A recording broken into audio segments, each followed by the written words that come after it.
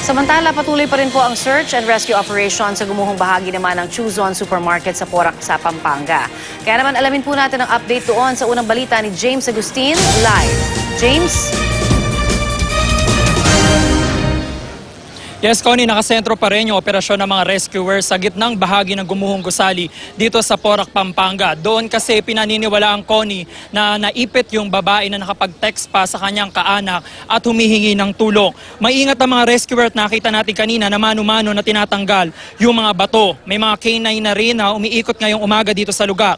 Yung mga heavy equipment sa harapan ng gumuhong gusali ay nakalalay lang daw yan kasi may posibilidad na gumuho pa ang ibang bahagi. Sa datos mula sa PDRMC, 5 ang kumpirmadong patay, kabilang na dyan ang isang babae at 2 niyang anak. Nasa 6 naman yung nailigtas simula kagabi. Samantala, hindi pa tukoy ng mga otoridad at hindi pa rin sila makapagbigay ng sapat na datos kung ilan pa nga ba talaga yung hinahanap nila dito sa gumuhong gusali. Dito naman sa kinatatayuan natin, Connie, ay dito na lang pinapayagan yung mga kawani din ng media na makapag-report din. Ilang metro yung layo nito mula dun sa gumuhong gusali dahil nag-clear na rin yung mga otoridad dito sa harapan ng gusali dahil siguro meron pang mga ibang mga equipment na ipapasok dito para dun sa pagpapatuloy nga ng search and rescue operation. Yan muna pinaka-latest, balik sa'yo, Connie. Okay, James, meron kayong nakikita sa likodan mo, no, na binubuhat. Ano ba yung parte ng gusali ba yan na binubuhat, James? Yan ay, Connie, ay dito lamang natin naabutan yan dito sa may gilid. Pero tinatransfer lamang nila yan. Ang napansin kasi natin ngayong umaga, may mga tent dito sa harapan na ito at yung, pati yung parang bubong na rin na yon. Pero hindi yung parte ng gusaling gumuho, Connie, medyo malayo ng konti mula dito. Pero ang napansin natin, kini-clear itong harapan nitong gumuhong gusali. Siguro magkakaroon ng may mga official kasi na bibisita dito. Titingnan din yung sitwasyon dito sa gumuhong gusali sa Porac, Pampanga. Connie. Oo, James, makikibalita muli tayo again. Same pa rin yung numero ng mga casualties as of 5 a.m. kanina?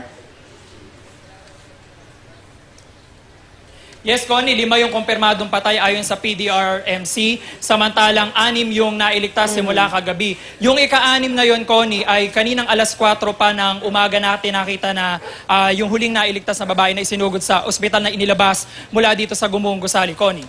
At hindi pa rin natin alam hanggang sa ngayon kung ilan pa rin, James, yung nasa loob ng supermarket o yung mismong gumuhong gusali na yan na 4 ang palapag.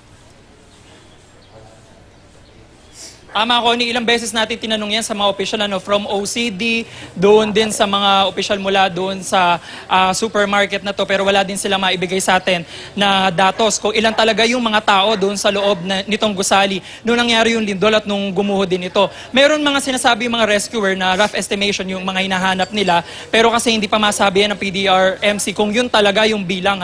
Kaya umaasa lang din sila doon sa mga signs of life din dito. Meron kasi iba, meron sinasabi sa atin ng OCD na merong sumisigaw dito kagabi, kaya nila nahanap. At ngayon nga, gumagamit sila ng K9 unit. Umaasa din yung mga otoridad na mas mapapabilis din yung search and rescue operation nila ngayong umaga. Connie. Panghuli na lamang, James, baka meron tayong mga nakitang mga kamag-anak na maaaring naghahanap dyan sa area na yan ng maaaring mga hindi umuwi sa kanilang mga tahanan o basta nag-i-inquire, baka naman sakaling meron ng mga nakausap tayo dyan, James.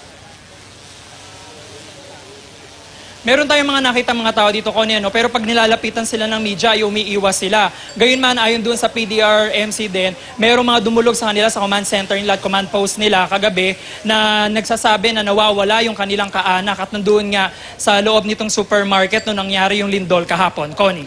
Alright, maraming salamat, James Agustin.